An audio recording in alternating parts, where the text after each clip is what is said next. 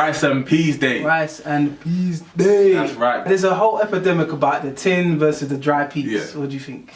I think it's a dry peas thing. It's a dry peas thing. Or gungu peas, dry peas or gungu peas. But if you get a tin, that's fine. We recommend getting the dry peas because it gives it that rich brown colour within the rice. Soak overnight.